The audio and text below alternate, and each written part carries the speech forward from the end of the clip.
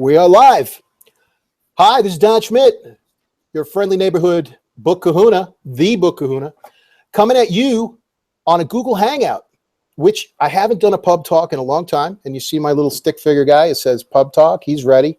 That's me with Derek walking towards our goal.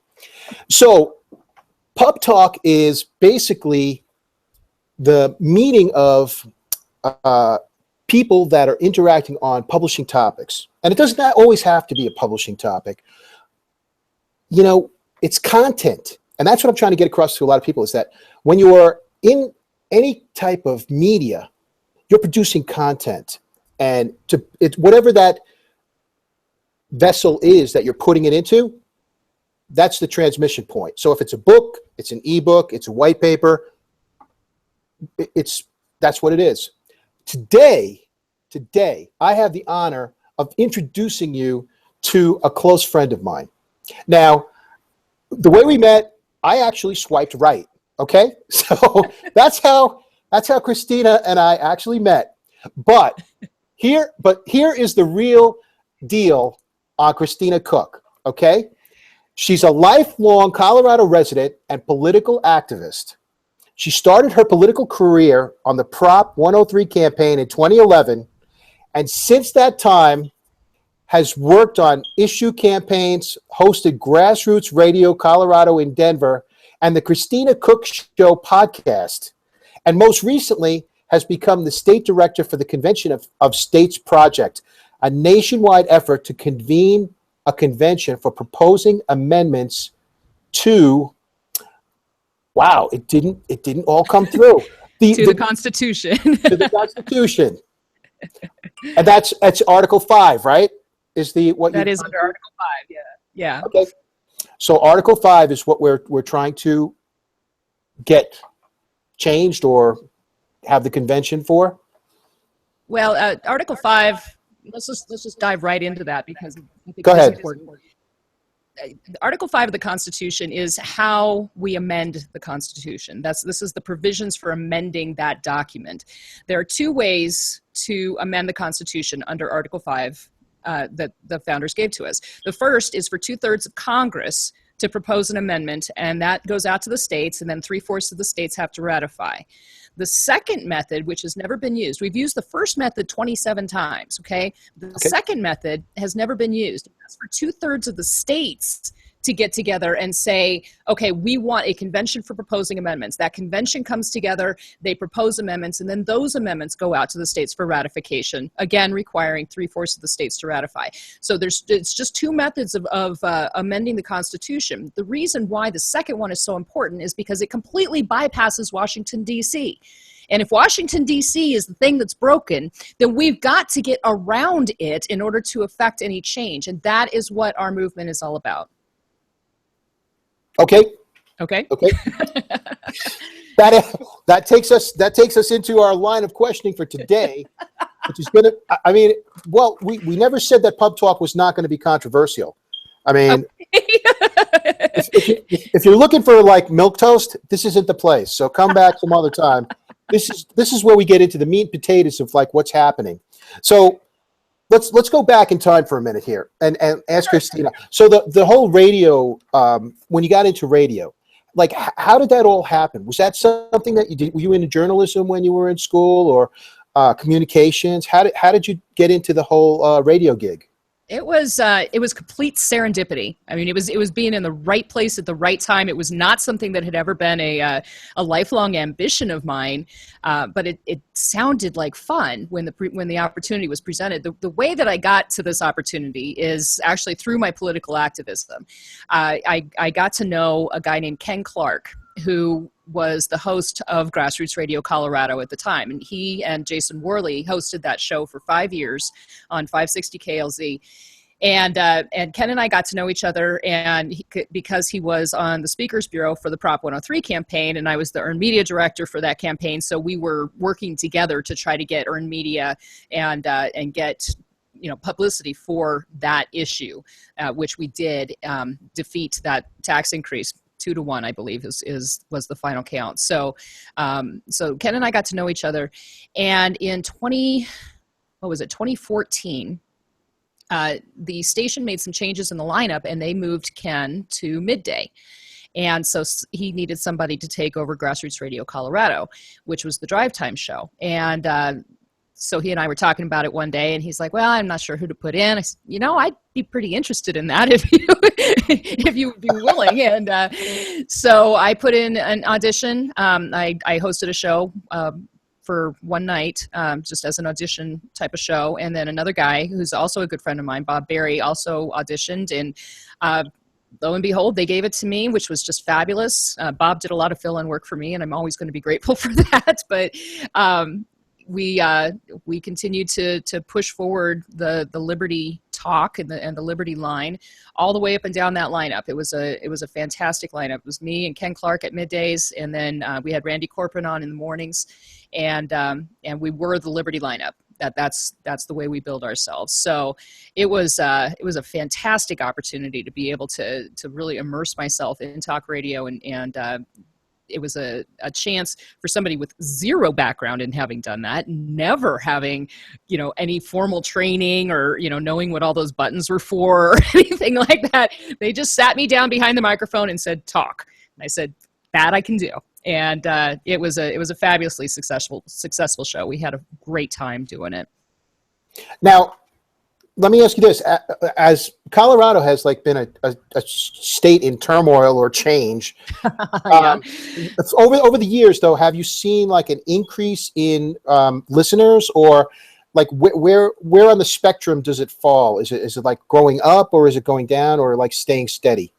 Well, it's funny. There's a lot of competition within the Denver market itself, and a lot of real big names. And we've had, up until recently, we had Mike Rosen. We've got Peter Boyle still on 710 KNUS, who's been, he's an institution. Both of them really are institutions in the Denver radio market.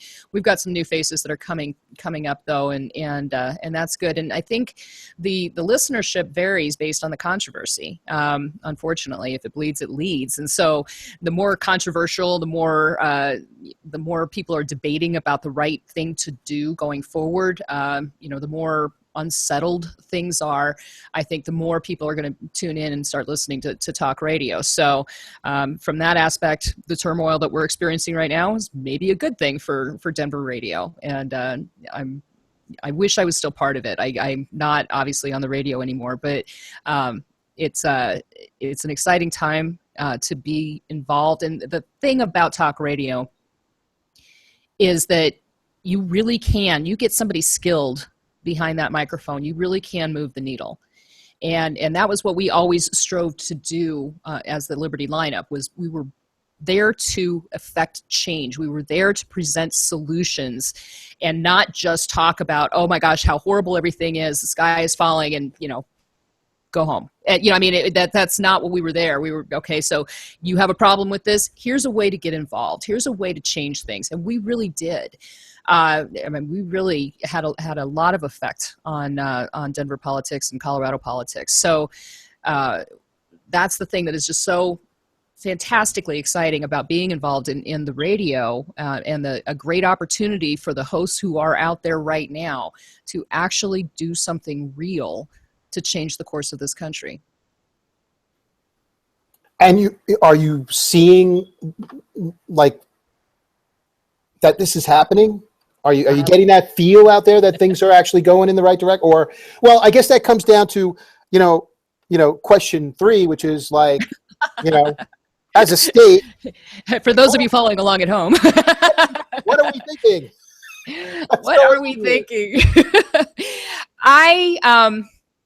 Let me start with this caveat. I am not a Trump fan. I am obviously a Republican, but I am not a Trump fan, and I have not been from the very beginning.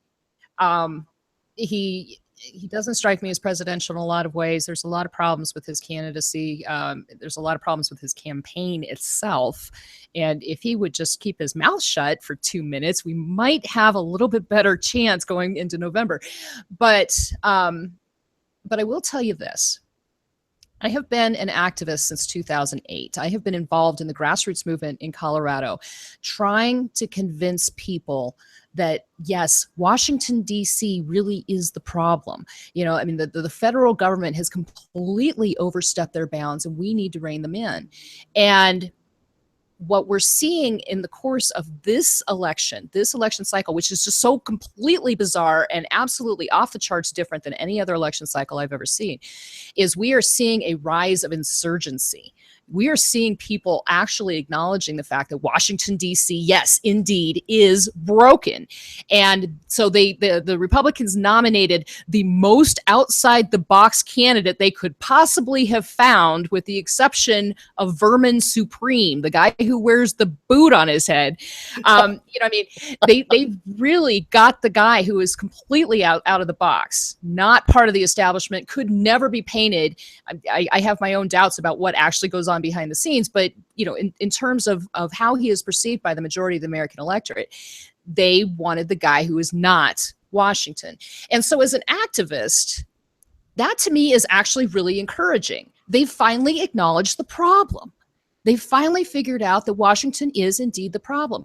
Now we need to take them the final 10 yards down the field and help them understand how to, what yardstick is appropriate for a good candidate in order to affect the change that they're looking for. They haven't gone those final 10 yards. They're not looking at the Constitution. They're just looking for change. But the fact that they are looking for that, I think, is a huge step forward. And it actually is quite encouraging if you step back and think about it. And so I tell my friends, the ones who are going, no, never Trump, never, couldn't do that. Let's take this victory and run with it, because we do have a victory here if we're willing to see it. So as far as what we're thinking as a country, I think we're thinking that Washington is the problem. And let me throw this out. This is like playing devil's advocate here for a minute. Okay. Say Trump was not the nominee. Okay? Any one of those other 16 people who was up on the stage, do you feel that any of them going against the Clinton machine would actually have a chance? Because I don't. I feel that you needed like an out-of-control street fighter to just go in there and go crazy, and not be somebody who you can point, connect the dots of what they're going to do. Because going against the Clinton machine is going to be like, they're going to have it. So, right. He may not win either, but I kind of think this was maybe the best way to do it. And I'm not the biggest Trump fan in the world either. The only thing I could say is, because I'm from New York, I can kind of understand when he says things. Other people from other parts of the country are like looking at him like, where is he coming from with this? But seriously, I go in and talk to my mom, who's 87 years old, and she goes, oh, yeah, I know what he's talking about. I don't know why people are so upset with these things that he's saying. It's like, he's just from New York. Can't they get that? New Yorkers talk like that. He's not running for president of New York. He's running for president of the United States. So no, I know. He needs to have a little bit more connection. He needs to stop playing to his base, and he needs to stop running against those other 16 candidates, most particularly Ted Cruz. He needs to stop running against Ted. Ted is no longer in the race. Ted dropped out of the race on May 3rd. And if he would just stop running against Ted Cruz, then maybe we might be able to get somewhere. He has a candidate that he needs to be running against. That would be Hillary Clinton. And I want to see him actually put together a ground game and put together a rhetoric that actually reverberates with that, not with the stuff that he's been pulling. The Second Amendment comment. Yeah, that was... It may actually increase his numbers. Again, I know what he's saying, but right. He should not even be in that ballpark. You know what I mean? Just avoid things like that, okay? Well, right. It's at some level look more presidential at this point in time. The thing is that the mechanics of electoral politics, the way things work, is he's got to hit the middle at this point. He's got to persuade the undecided voters. He's got to take about 3% of them and move them to his side. That's really all the math that he needs, is 3% of the American electorate. But he is alienating those folks big time with his antics, and he's playing to his base, but his base is already going to vote for him. And so, from a mechanical standpoint, his campaign needs to get a whole lot smarter, and they have to do it quickly, because they need to pull in those unaffiliated voters, those undecideds in the middle. And until he does that, I don't know. That's true. So. Okay. Now, could outside actions or activities by others actually have an influence on what happens. I mean, I keep hearing that Julian Assange is going to drop some more stuff on us of these emails. And the one that I'm looking for, seriously, and I know I've heard that it's out there, the one email that I'm looking for is the email that actually details where Chris Stevens was. Yeah. And I've heard that there, yes, I heard there is one. Okay. So if that comes out, I think she's toast. The question, again, who knows? Right. I mean, and the question that then comes to mind is, does Benghazi matter to those unaffiliated, undecided voters? You know, Benghazi matters to the base. Benghazi matters to you and me. It matters to the Republican base, right. But and the hard right. But is it going to matter to those people in the middle? And my sense is it doesn't. They're voting based on personality at this point, I think, more than they are on facts and the lack of credibility and the understanding that she's told these many lies and that she endangered American personnel and created situations where they were, in fact, killed. And that, it for whatever reason, and it's regrettable, but it doesn't seem to be reverberating with the middle. I don't know. I don't know why. I don't know how to make it do that. The only thing that it might do, the more that comes out about Hillary, is the folks who have been never Trumpers, who are on the right, the folks who have sworn that they never ever could vote for this guy, may decide that math actually rules, and they may get behind him simply to defeat her. The more of this stuff comes out. I couldn't live with myself. The reason why I did switch my support finally to Trump, and I held on to the very bitter end. Yeah, I know. I fought it tooth and nail. I fought it tooth and nail, and I was vicious, honestly, on Facebook, and so Friday morning, convention week, and I was in Cleveland. I saw part of his speech, and then I just left. I couldn't do it. Should be a reminder, turn off all your phones. Sorry about that. Sorry. But then again, Friday. Remember, you have to remember, I have not done Pub Talk in a while, so I forgot something. I'm teasing you. I'm just teasing you. So it was Friday morning, convention week, after Trump had officially accepted the nomination, that I finally switched my support over. But the only reason I did is because I do not want my actions and my undervote to put that woman in office. And that is math. That is not a moral imprimis on this guy. It is not an endorsement of who he is. It is math and making a decision of how do you want our country to move forward. I know the direction it's going to go with Hillary. We know the direction it's going to be if we continue down the path with Hillary. We know that we're going to hit $25 trillion in debt probably in the first year. And everything after that disintegrates. We cannot afford that. Trump may take us down a bad path, but he also may keep us at least solid. And keep the debt down. Give us enough time, and for my purposes, give us enough time to do a convention for proposing amendments to actually get us back in the direction we need to go. That's my focus. But he's a roll of the dice. She's a sure bet. And I am hoping maybe the more that comes out against Hillary, the more our Never Trump friends will see the wisdom in that. I'm hoping. I don't know. Again, I don't know. It's a weird election cycle. So how do you feel about doing podcasts? not to change directions that quickly, but no. I get whiplash there. And yes, I did live up to the name of the program, Pub Talk, and she did bring a beer to the talk, which is a good thing. I did. I'm keeping my whistle wet. So how do I feel about podcasts, huh? I love the act of doing them. I think it keeps me in good form. And, I was really, in a lot of ways, there was just stuff that needed to There you are. There's a lot of stuff that was inside that just needed to be said. So that's what I used my podcast for. They are time consuming though, aren't they? Yes. Don't you find that? Yes. Very much so. And that's the only hard part. When I was on air, I had a 2-hour show. I prepared for that show for about 4 to 6 hours before I ever hit the button, before I was ever behind the microphone. So I approached my podcast in the same way, and they were only about half an hour, but I was putting in 2 hours of time to make sure that I had the research done, and I was completely prepped. So it's time consuming, but the process of it is really fun. I really do enjoy that.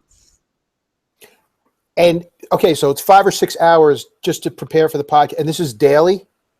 Well, for the podcast was 2 to 3 because my podcast was only half an hour long. But when I was on air, when I had a 2-hour show, that was 4 to 6 hours worth of prep every day. That's a lot of prep, but I was good. And I had all my facts in a row, and I had all my pull quotes, and I had everything was put together. It takes time to do all that and to do it right. But that's what my audience deserved. They were tuning in to hear about, a cogent, concise analysis of the events of the day and the issues, and that's what they deserved, was that kind of work. And so that's what I put in, and I gave that to them. Now, if you were to be in another medium other than doing, voice and radio and podcasts, where would you want to go? Would you like to be writing books? Would you like to be doing, That's a good question. I do want to write a book eventually. I've been kind of mulling one over in my head for a couple years now. But I know a guy who can help you with that. I know a guy who can help me with that. And you will be the first guy that I call when I get to that point. It's so amorphous at this point, and every time I go back and revisit it becomes something completely different. So I know that I'm not ready to write it yet. There's nothing inside me that's absolutely screaming, this has to be a book. I think part of the problem is I love the format of talk. And particularly the radio itself, because everything happens between here and here with the listener. It's such an intimate medium. And, people listen to the radio alone. It's just you and the listener, and it's all theater of the mind. And I really enjoy that process. So trying to get from that process to writing something down, I don't know that I feel qualified yet. Maybe that's part of the problem. I'm not quite sure. Everyone is qualified. I mean, okay. This is the age. You just take your passion and you go with it and you put it down. You dictate it. You could even. Right. I mean, maybe some of your podcasts could actually be turned into like chapters and. It's possible. I've thought about that. So, and taking that forward. In fact, I bought some dictation software just for that purpose. So I've been mulling that over. Okay. I think eventually I will get there, and eventually that is probably the next step in my media empire, is to write a book, and then I'm going for bumper stickers. Bumper stickers are the next big thing. Write a book and then do bumper stickers, or you could write the bumper stickers and have them in a book. Maybe I should do that. My book of bumper stickers. That would be a bestseller. I'm pretty sure that would be a bestseller. Awesome. Now, would your book actually be like a reference, like a nonfiction or a fiction? What would you be going for? You going to tell a story about murder in the radio business? What happened, and it's like a murder romance type deal. No, I already did one of those when I lived in Alaska, early 90s, burned it. It was horrible. Not my strong suit. I'm not kidding either. Wait, let's see. Where in Alaska? Where in Alaska? Oh, I lived in a town called St. Mary's. So go to Anchorage and turn left about 400 miles. And actually, you probably need to do it backwards, don't I? But it was a small town, 500 people, 95% native. My ex-husband, who I had traveled there with, was a teacher. And so he, a special ed teacher, and they paid really well for teachers in the bush. And we were 22, So it was fun to make, all this big money. We were making like $36,000 a year. We were so excited. But we didn't realize that until we got there that a head of lettuce was like $5 and a gallon of milk was 10. So $36,000 wasn't quite what we thought it was by the time we all was said and done. But it was fun.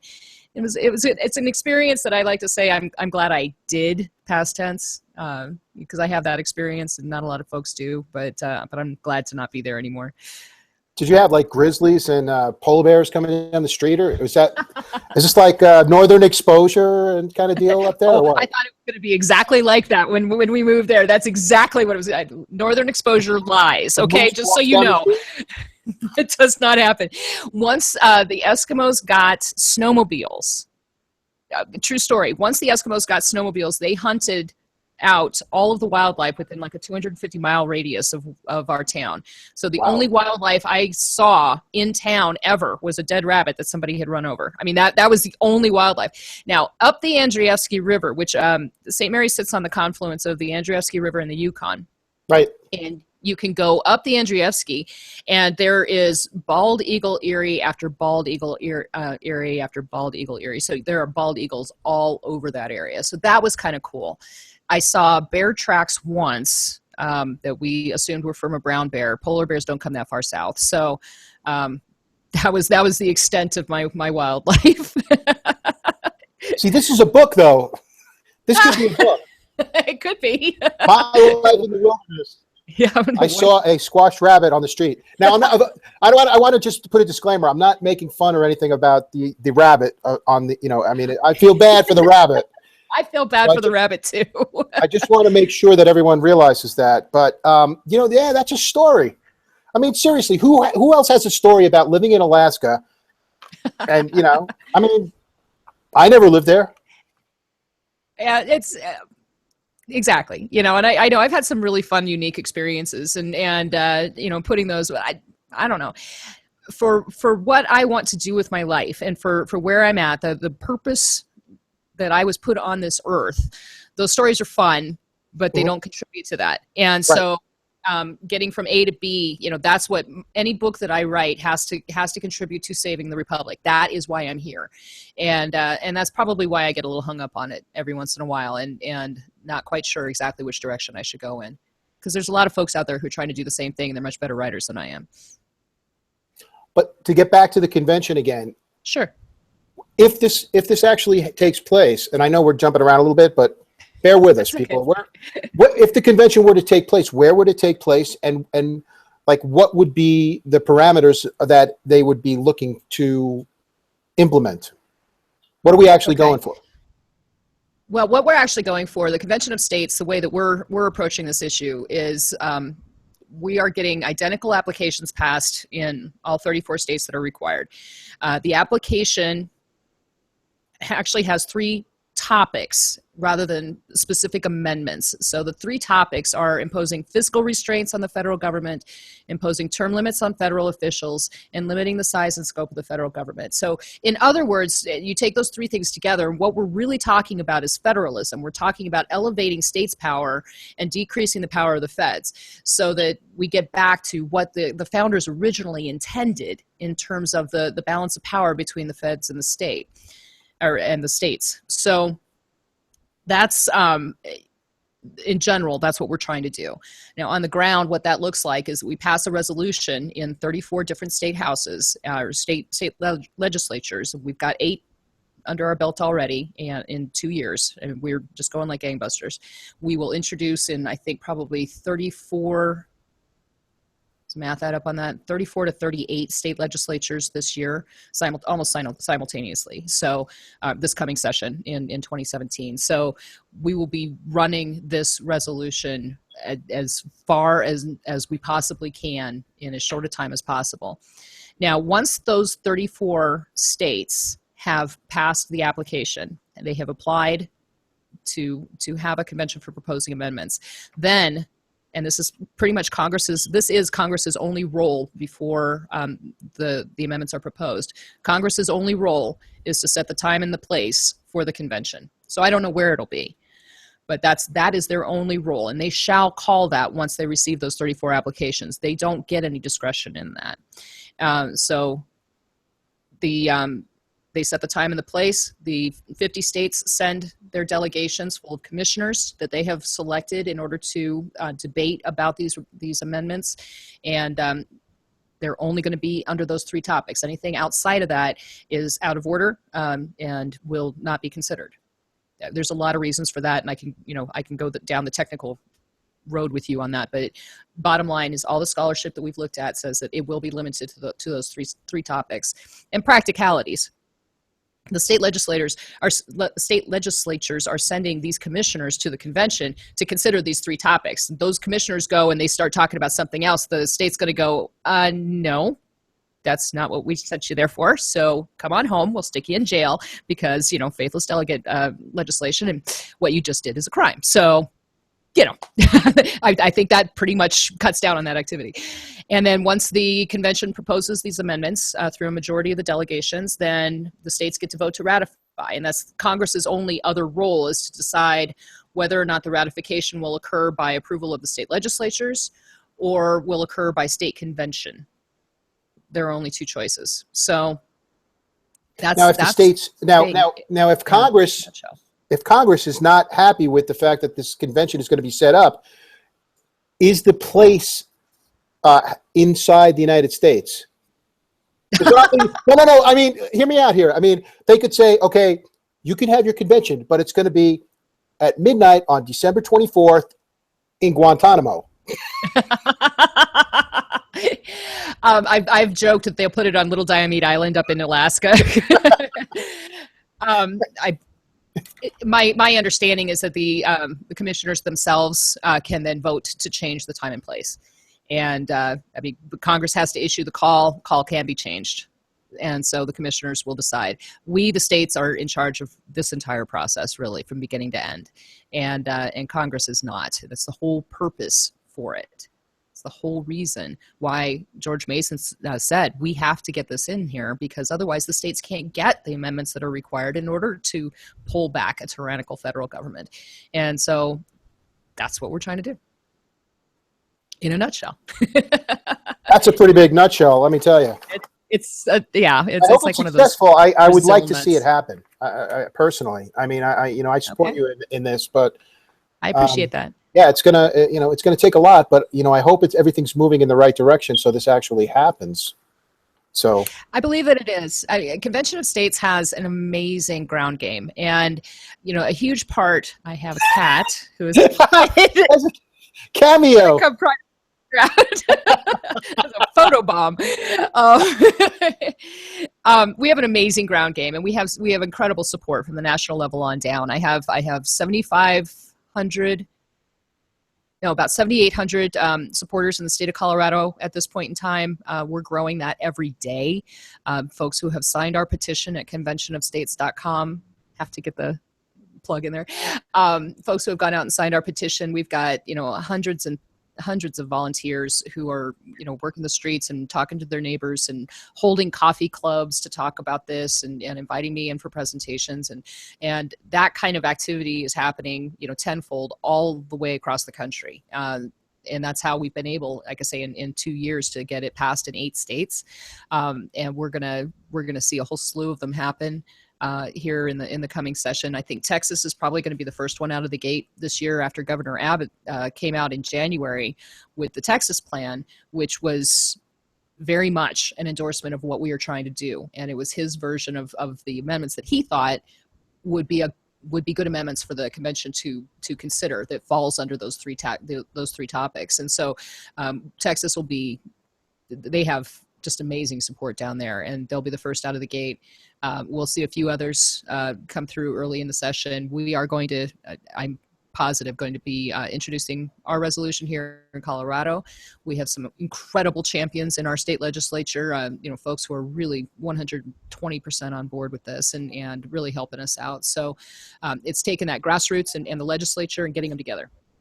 And seeing that happen it's exciting. It's a lot of fun. It is a lot of work, but it's worth it. Well, it should work out successfully with all the time and effort you're putting into it. So, no, I can see it happening. It's going to happen. So I hope so. Well, thank but you. let me ask you a question. Okay. Because of who you are and where you are in the media, you must know a lot of the politicos within the state. And I guess it's Share. I guess it's not like, a good question to ask, like, okay, well, who really knows what they're doing and who doesn't? But Don't make me shoot myself in the foot like that, right, man. exactly. So I'm not going with that question. But I was going to say, if you could give like a kind of a blanket perspective of what's happening in Colorado state politics and how are we going in the right direction? Are things changing, or what's really happening? Boy, Colorado's a tough one. It really is, because we used to be solidly Republican. We used to be a solidly conservative state. And we're seeing such an influx, I think, of folks who are coming here from other states, including New York. And, folks who are coming here from, California and wherever. And that it is changing the face of our politics. It's changing the demographics of our voter base. And then the Republican Party, over the last two cycles, not even including this one, but you look at 2008 and 2012, and we're losing a lot of people because the party no longer represents those people in their opinions. So we're losing a lot, statistically from that perspective, and people who are saying, they just throw up their hands and say, I don't want to deal with this anymore. I don't want to pay attention to politics, which I always think is sad, because even if you don't want to pay attention to politics, politics is always going to pay attention to you, and you've got to be involved. And I love to see new people get involved. But anyway, back to your original question. We are, unfortunately, I think, shifting to a degree to the left, and it's something that can be rectified. But we need folks to understand that these values, the values that I think you hold and the values that I hold, these are not conservative values. These are American values. And I think we're all invested in looking out for the little guy. We're all invested in looking out for the rights of the minority. And we failed to make that case. We failed to make that case across the spectrum, to the left, to the right, to even to the middle. And that's sad. We need to be able to sell what it is that we believe. And we need to believe it strongly enough to be willing to go out there and try to sell it. And once we get that kind of courage, once we see some political courage seep back into the electorate, I think we'll see a move back to the right. Everything swings on a pendulum.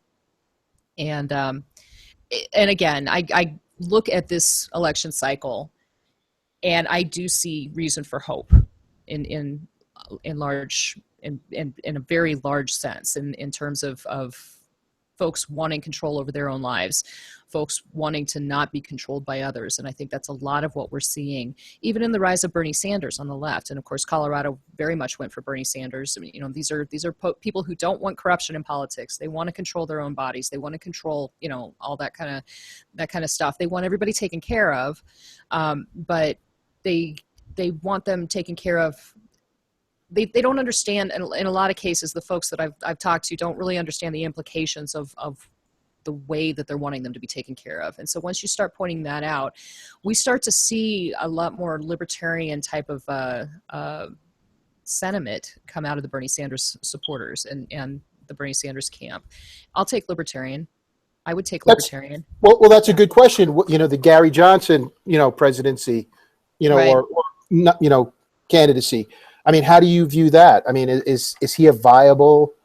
I mean, he can't be elected, but I mean, what he's saying and where he's going, is that like a more moderate platform than that might be more malleable to a lot of Republicans these days, or what? Might be. Gary Johnson's going to pull in a lot of the cruise voters, a lot of folks who decide that they can't, are never Trumpers, the folks who decide they just can't vote for Trump. Viability wise, the best case scenario I see coming out of this sentiment and this election cycle is that Gary Johnson gets 15% of the vote, and he's actually polling really close. He's polling about 13% right now, is the last I heard.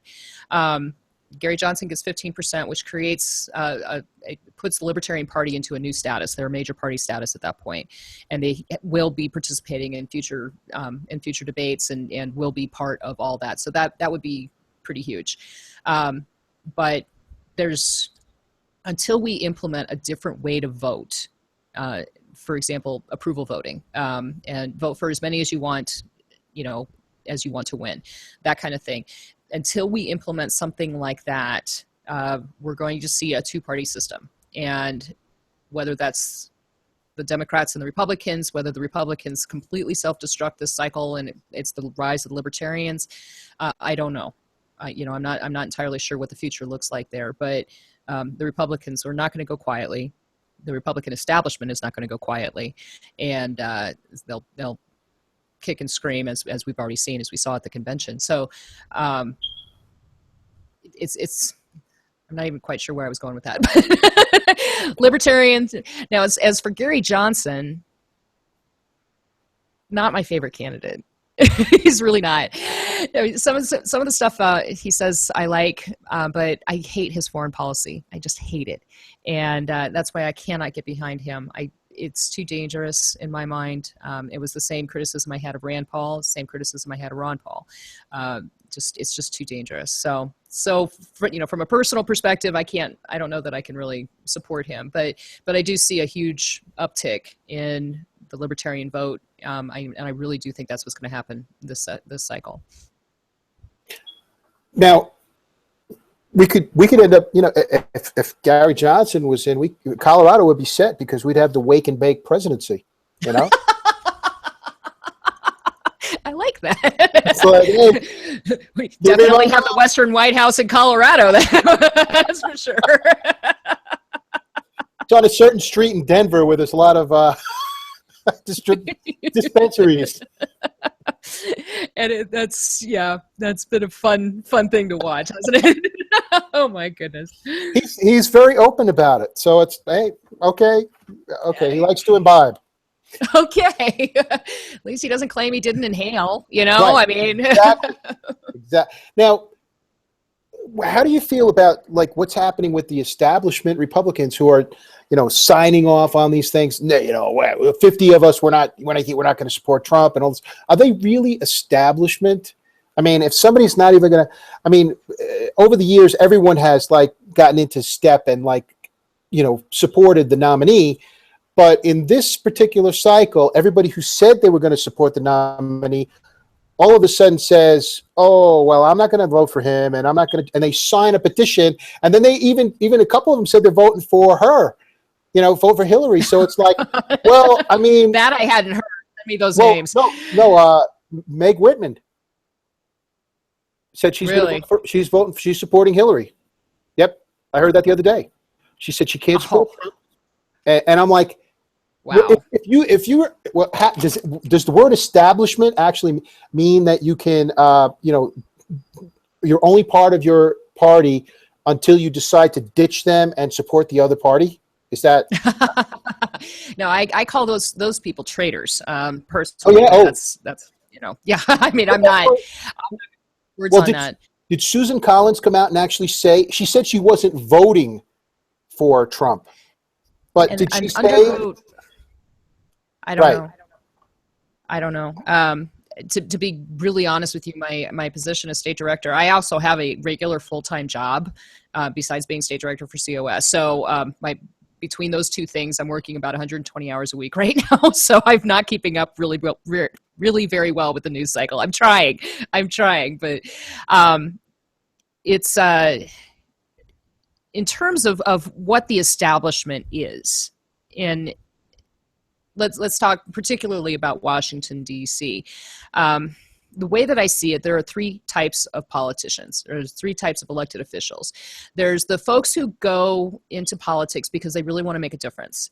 They have specific policy ideas that they want to push forward, things that are very important to them. I see Ted Cruz as one of those, for example, and his entire focus, his entire career has been about the Constitution, and indeed almost his entire life. His father tells a story about when Ted was a teenager, and he would travel around the state of Texas, writing by memory the Constitution out on flip charts in front of Rotary clubs and Kiwanis clubs and stuff like that. It was sort of a stunt, maybe a little bit, but I mean, he was 15 years old and he'd memorized the Constitution. I mean, this guy, that's what his entire life has been about. The second type of politician are the strategists. These are the guys who know how to get things done. They understand the rules in the House. They understand the rules in the Senate. They understand, kind of how everything works. They know who knows who and who's, diddling who in the cloakroom. And, they've got all of that down, and they know how to use it to make stuff happen. So the policy people need the strategists in order to get stuff through. And then there's a third type of politician. Those are the guys who want to get reelected. And that's their only purpose for getting elected in the first place, is so they can then get reelected. Now, all politicians have all three of those to one degree or another, at some certain points in their career. But the establishment folks, I think a lot of times sit in the second category. They're the strategists. They are not particularly tied into any sort of an ideology. They don't particularly have a principled base, but they know how to get stuff done. And they want to get reelected. And so those are the establishment folks, and they thrive on optics and how do you put pressure on, and if you can't say something nice about or say something nasty about a politician, don't say anything at all. It's those guys, the bullies. And in a lot of ways, I see that's the establishment. Those are the Mitch McConnells, those are the John Boehners, and the guys who they don't have an ideological base. They're not invested in that. They didn't get into politics because they really wanted to make a difference. They really wanted to change the country. They're in it for them. And I don't see that they will ever be in it for anything but them. I don't see that happening. And so that's when you start seeing them say, well, we just can't support Donald Trump. We can't be part of this. Well, what's in it for them when they say that? What are they benefiting by saying that? And they're playing to their base is really kind of what it amounts to. It was a very long-winded explanation of that. But if he gets in, they lose. If he gets in, they probably will lose. They probably will. And they'll be, of course, the membership of the House and the membership of the Senate are the ones who elect the leadership. So it depends on how the majorities feel within both of those chambers. They could put up huge roadblocks to Trump if they decide to reelect McConnell and Boehner.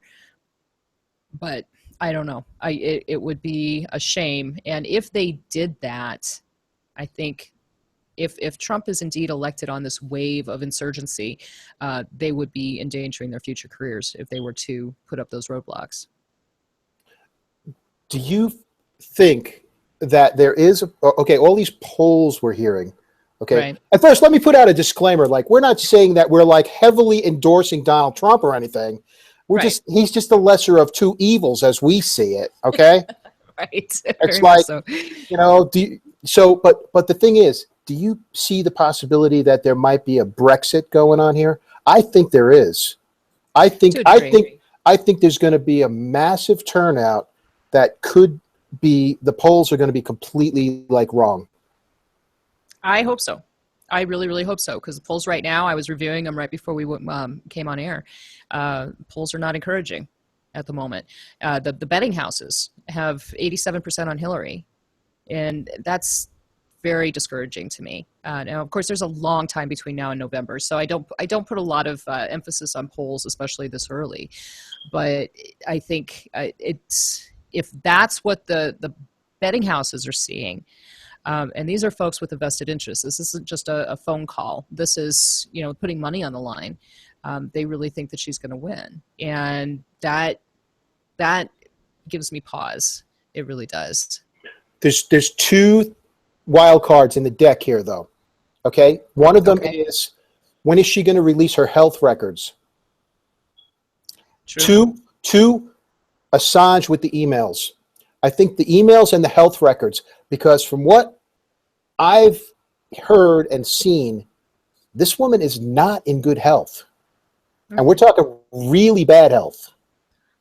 So are we going to take our chances with somebody who's going to be sickly and possibly, have the vice president as president, quickly Are we Right. voting for Tim Kaine to be president? That's a good question. Right.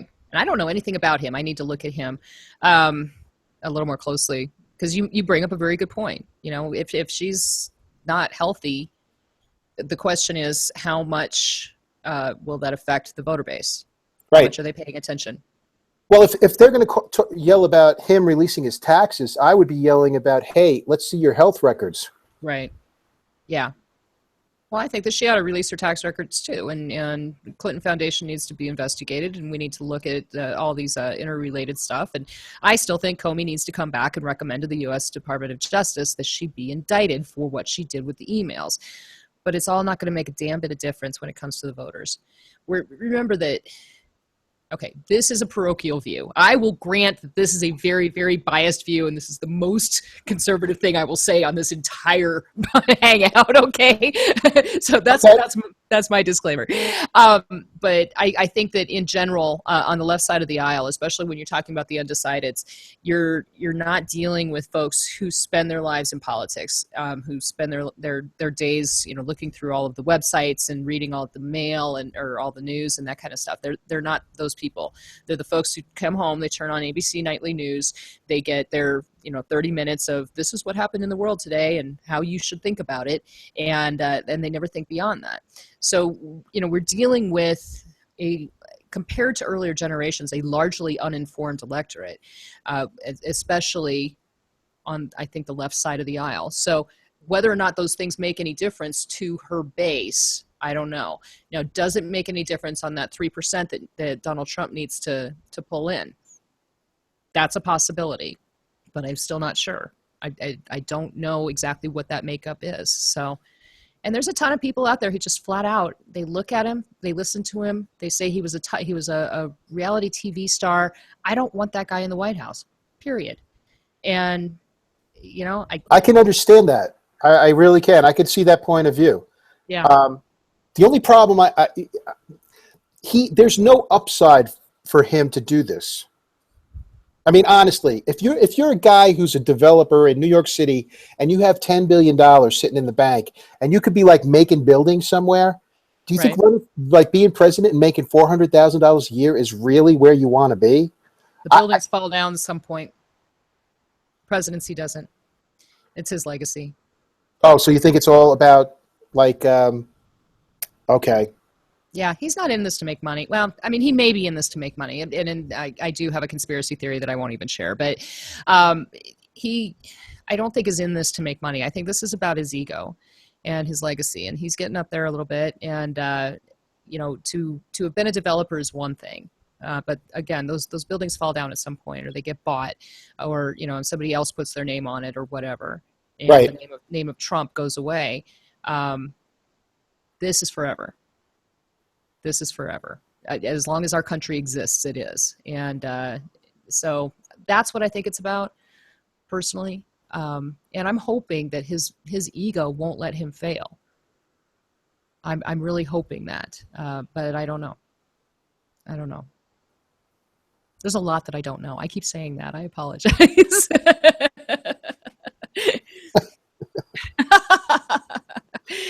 Well, we can go back to a question. Okay, let's do that. Here's a good one. If there was something you could change about the process immediately, what would it be?